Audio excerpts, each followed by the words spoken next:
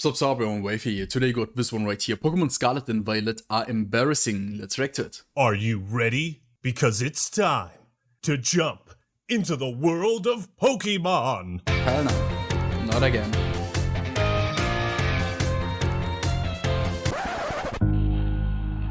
Yep. The thing is, you see this shit, you might think, yeah, if it happens rarely, it's okay. And yeah, it is, but this is shit which happens frequently. I haven't played it, but I've seen it. And it was horrendous. Holy shit.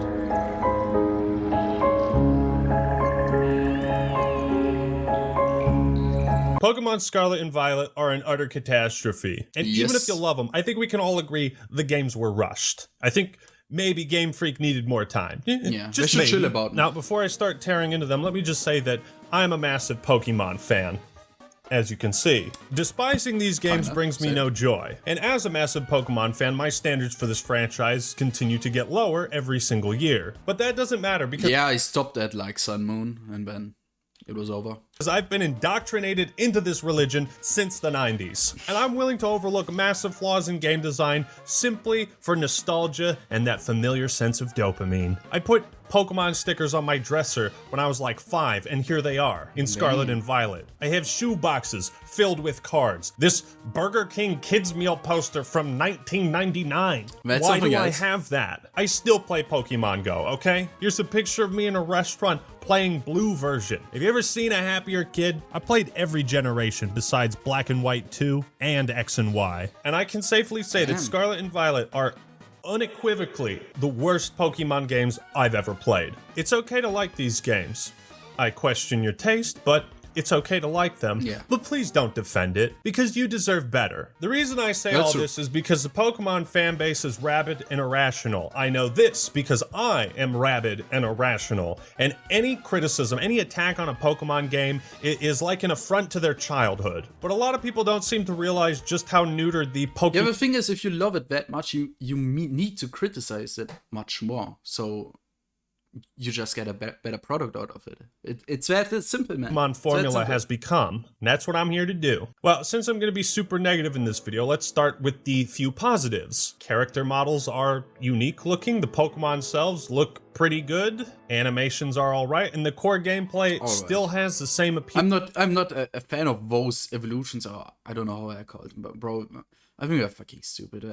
I'm not a fan of it. It always has. The game can be fun. It's always exciting to see and catch new Pokemon. At the very least, I can say that. There are a few new mechanics that make open world gameplay and exploration slightly more intuitive and fun. Auto battles and TM crafting is a cool concept. There's raids and other activities. Scarlet and Violet take off the training wheels pretty fast, and then gives you plenty of freedom in exploring the world, with 3 main quests you can do in any order. Surprisingly, I think all the new Pokemon introduced are fantastic. Terastallizing is a unique gimmick that lets you change up the type of your Pokemon. Battling itself is still a lot of fun. That's about all the good I can say. The concept of terastallizing is good, but like, just from the way it looks, I don't like it. That's but before we jump into the bad, do you want to make your friends jealous? Looking to spice up your home, your man cave, or your gaming headquarters? Look no further than Displate, the sponsor of today's video. These are special types of metallic posters, made with solid materials, and the website has thousands upon thousands of different designs, ranging from anime, technology, video games, movies. If you got a favorite video game or show, they got a poster of it. They're very easy to stick to your wall. Just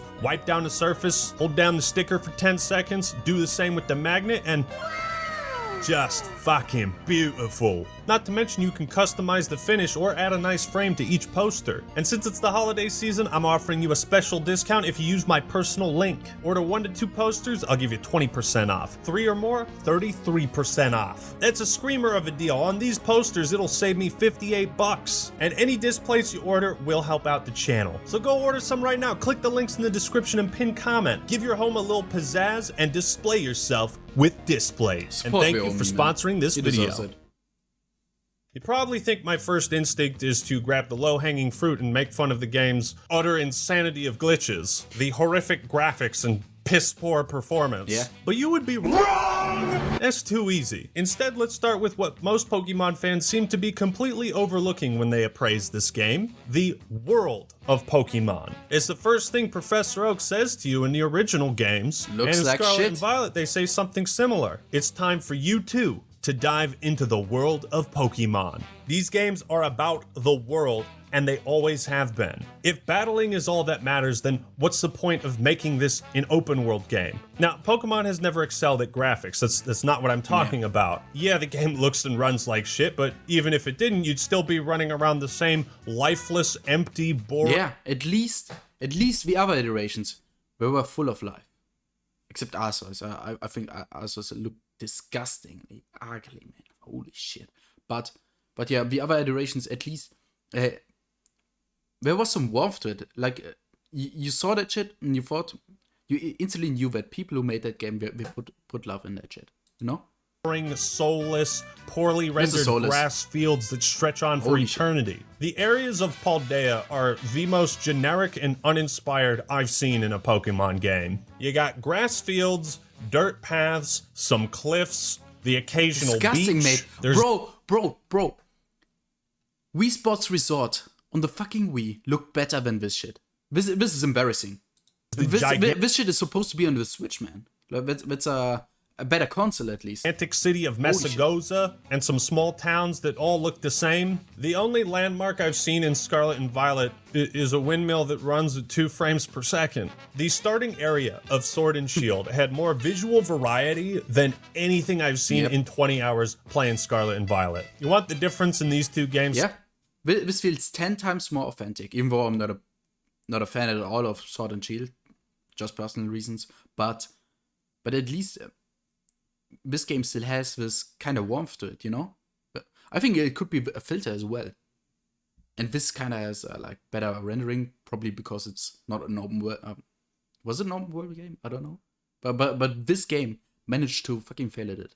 That's a problem. Summed up in one image. This is the reason why you shouldn't try open world at all. Here it is.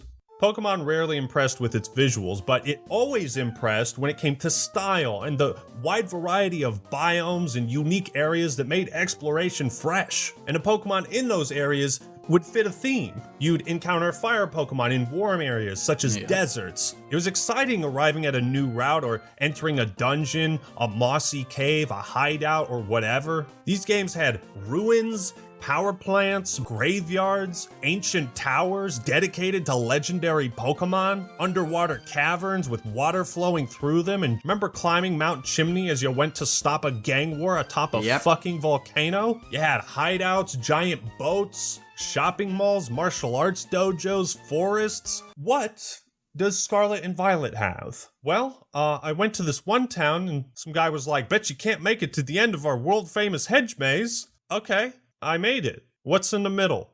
Nothing. What fantastic open world design. Would you believe this area is one of the more memorable in Scarlet and Violet? I climbed a tower and found a Gimme Ghost Pokemon. That was the most interesting thing I've seen in Paldea. Like I said, visually the world makes you want to claw your eyes out, but worse yet, it has no style, no grace. This game has a funny face. Even Sword and Shield had a unique aesthetic with its British-inspired buildings, castles, and architecture. There is nothing of interest in the open world. No sense of discovery or thrill besides encountering different Pokemon, which is the bare minimum you expect from a fucking Pokemon game. Items and TMs are scattered around at complete random with no thought required to get them. Unfortunately, level design is no longer a feature of Pokemon games. That idea has been tossed out completely. Remember all the cool puzzles in previous games that required HMs or certain moves to progress through? Remember that surfing minigame in Sun and Moon? Or the trick room? Or how trainers were strategically set up along paths to make traversal interesting and force players to make a decision like, do I go this way and avoid that guy, or do I fight him to go get this item? You had choices. Bro, is that shit completely gone or what? Remember how trainers would, wander and look around for a fight? They'd be on bikes or fishing at a pond or doing something instead of just standing there. menacingly. Remember how some trainers would camouflage themselves in snow or ash and get the jump on you? Remember dual trainer battles? Now it seems like every trainer in Scarlet and Violet is just standing in a random location doing nothing. Like they couldn't be bothered to program a basic walk cycle. The thing is, why should you fight them? Just gonna stand there like a lemon. And they wait for you to initiate battle by talking to them. They should have an aggro range and instantly run at you. Hey, you there?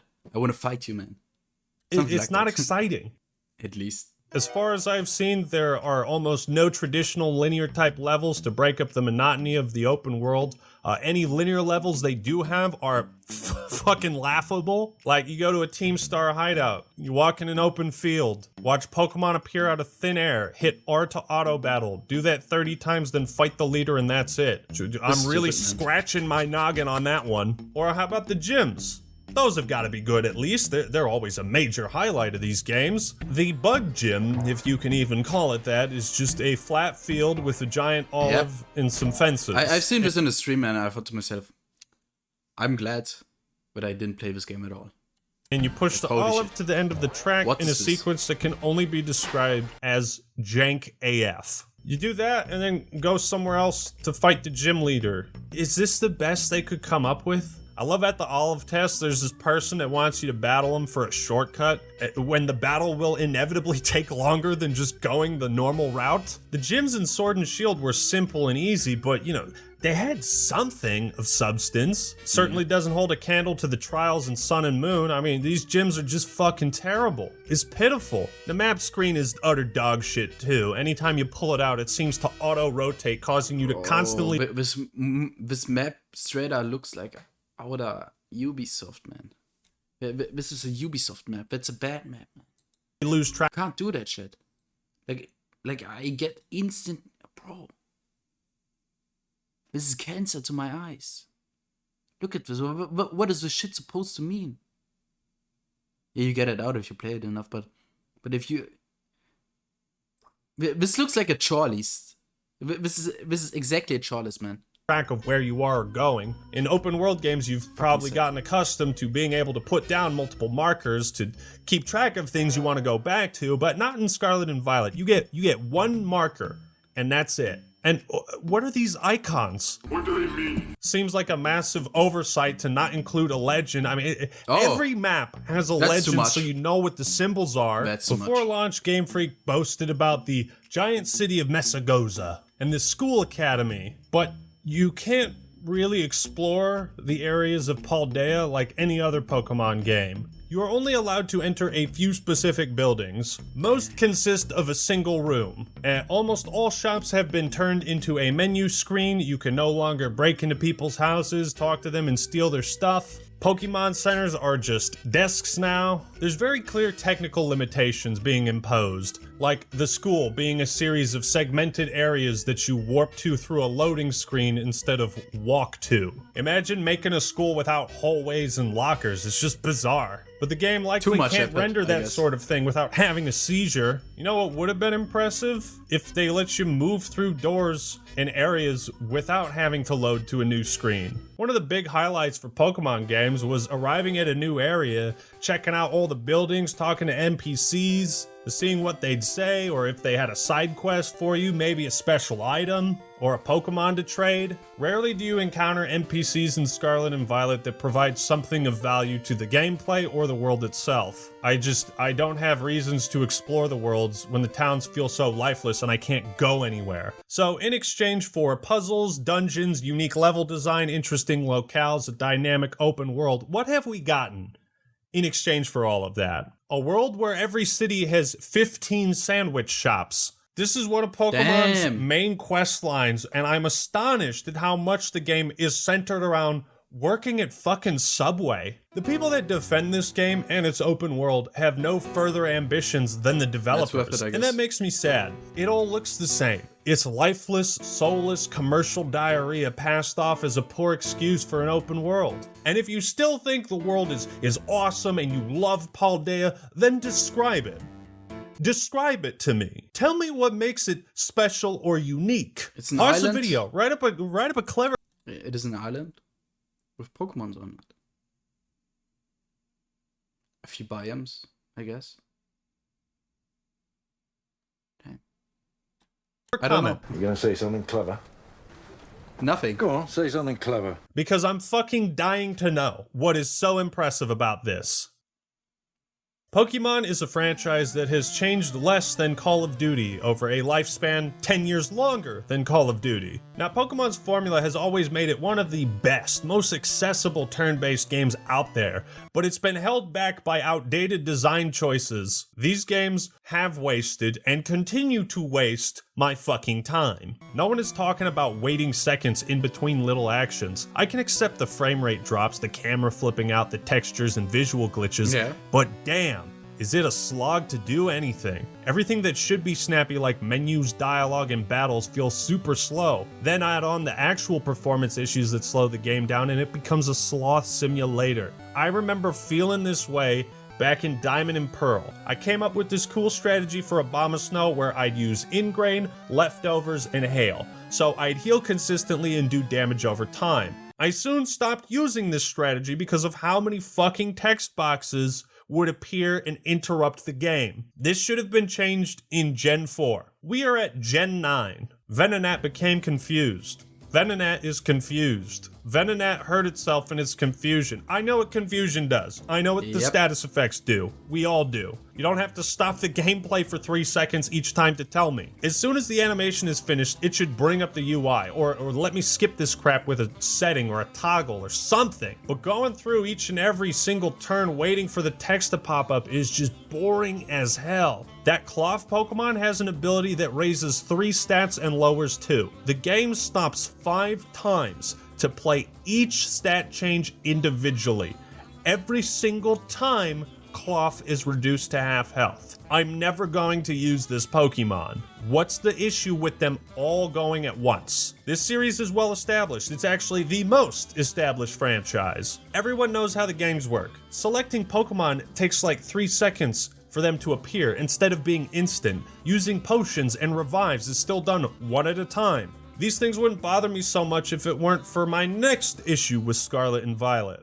Game Freak is notorious for cutting features that quite literally only provide positive benefits to the game and its fan base. Skipping battle animations, for example. You want to try speedrunning the game? Well, here you go. It's a feature so simple that it worked on the Game Boy. This feature has been cut from Scarlet and Violet. As to why, this Reddit user has an explanation. Honestly, with how shit the performance is and all the bugs, I'm almost certain they removed it to hide the delay between every action and animation. This makes sense to me, and perhaps it's not a coincidence that this is the first main entry to remove this quality of life feature. We can't have a national dex anymore because, you know, Game Freak wanted to make the animations better. Meanwhile,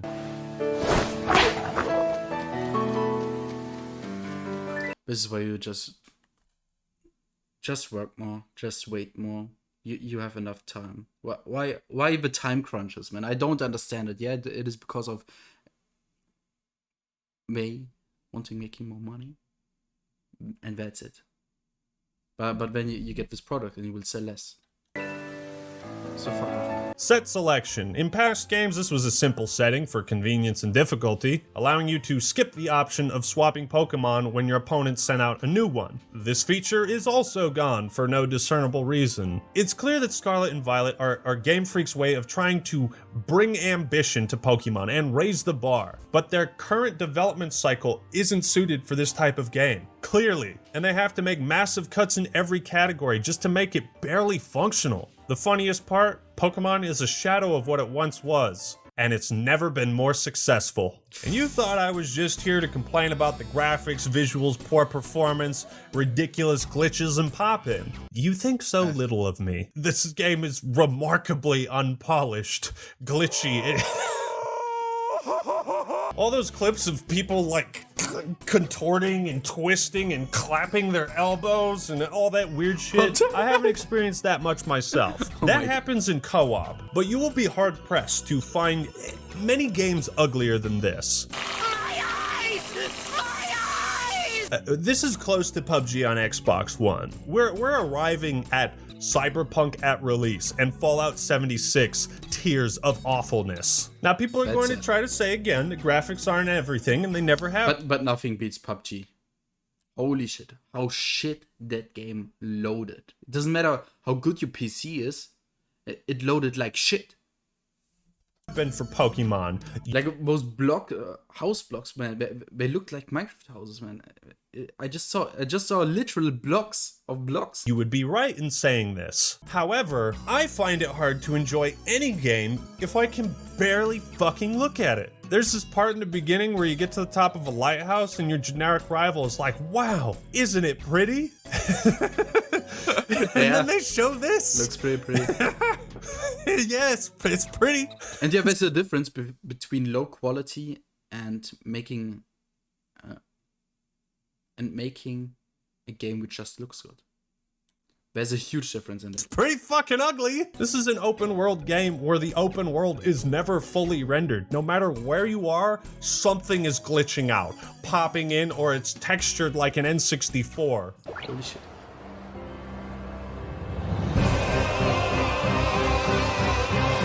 This game can barely run, and we know it's not the hardware because, as many have pointed out, Breath of the Wild was a launch title for the Switch, and we've seen games like Xenoblade Chronicles, which look pretty damn good. The Switch is a weak platform, but that's what some developers can make of it. Like Xenoblade Chronicles, I can assure you that is a fucking great game.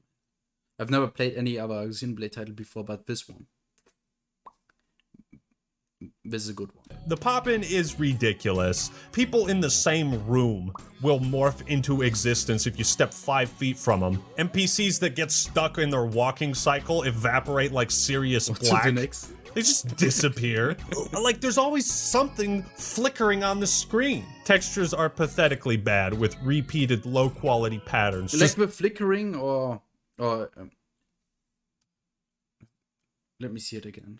Was that on the screen? Okay, bad flickering. Textures are pathetically bad with repeated low-quality patterns. Just look at this, Cliff. Super Mario Sunshine looked better than this, and that was a title from 2002 on a fucking GameCube. Lighting changes abruptly all the time. You walk into a cave and pop. It seems like the game's internal clock, its day and night cycle, doesn't get updated until the end of a battle. So if you fight a really long one, it'll just whoop. You can also get a good idea of how long a game was play tested by how easy and often you can break out of it. No doubt you've seen that wild footage of people just phasing through the bottom of the map or jumping on something and getting stuck and then black screened. I also noticed they haven't figured out stair technology yet. Wait, hold up. Is there an invisible wall here? Are you serious? Wait, what's blocking me? It's wide open. Dude, what the... This is just regular modern gaming nowadays. What the fuck is that? Oh, that's why. Apparently one of Koraidon's moves creates an invisible barrier that stretches across the whole zone. Frame rate? God, it's awful. Any distant objects are rendered at like 7 frames a second. Sometimes they completely stop moving. It runs at a consistent below 30, and only in specific enclosed areas does it barely hit 30 frames per second. NPCs in Pokemon run at reduced frame rate when at a distance, and normally that's done to preserve performance. But a good game doesn't make it noticeable. This is noticeable. How would you like it if I just conducted the rest of the video at 3 frames per second? Wouldn't that be an enjoyable experience? Every technique has been used and every corner cut to optimize for performance, and yet the game still runs like trash. I don't understand. Shadows barely exist in this world. You never notice how unnatural something looks when it doesn't have a shadow? Like this area that is blue despite the sun being out. The sun doesn't cast light in this game. It's so bizarre. What's with this door that keeps changing colors when I approach it? Why do cliffs get distorted when I run towards them? Scarlet and Violet are similar to Cyberpunk. What was that distortion, man? I've never seen something like that. The cliffs get distorted when I run towards them. Scarlet and Violet are similar to Cyberpunk in the sense that you can never immerse yourself in the world because of how distracting and obtrusive the visuals are. If you really want a great video to break this down, I'd say watch this one from Digital Foundry. Adding on to the ugly factor, Game Freak has clearly forgotten how to make a functional camera work in a 3D space. They figured out how to do this on N64 hardware, but they get a pass here. While it's cool that battles can take place literally anywhere, the camera often has no idea where it should be, creating fights where you and your Pokemon are barely visible, if at all, or sometimes Pokemon are just falling off cliffs, or they clip through the geometry, walking up to shops and you just phase through the door and the screen turns to mush. It's like, what the fuck am I looking at? If you walk around a tight enclosed area like a place with a lot of cliffs or this playground, it's just it's so disorienting. I remember Pokemon Stadium 1 and 2 having more dynamic cinematography that showed off the Pokemon as they used their moves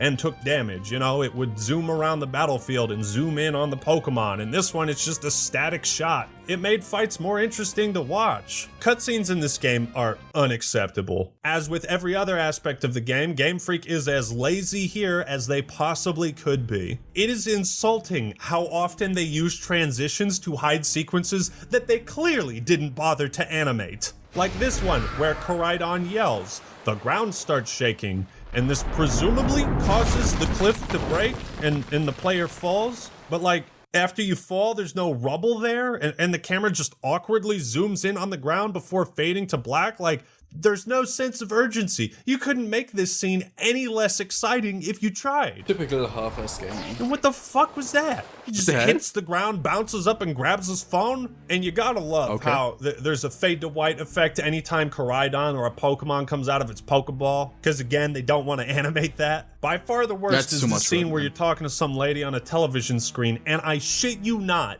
it fades to black 7 times. Probably because the game has to reload the area each time, and the black screen is a loading screen. At best, it is horrifically incompetent. There is no artistry. There is no passion for storytelling. Anytime there's a crossfade transition, it freezes for a second or two and looks terrible. What if I did that for all of my videos? For every transition, it just like froze for 1 second until the next shot. We can do the lack of voice acting is extremely awkward because it means they have to have music blaring over every cutscene.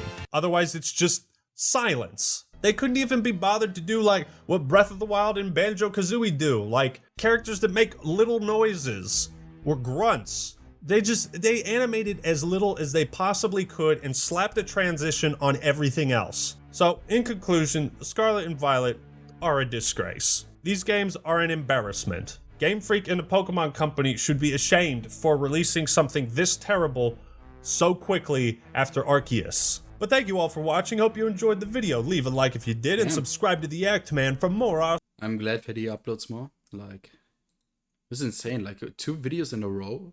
He made Red Hat RDR1, one RDR1 review, and now this, like immediately after. That's insane. Go support the Act Man, and go support. Bro, I can't speak. And go support me as well if you wanna see more of this shit. I guess that's it. Go leave a like on his video. Go subscribe to him, and yeah, I guess see you next time. Wafer.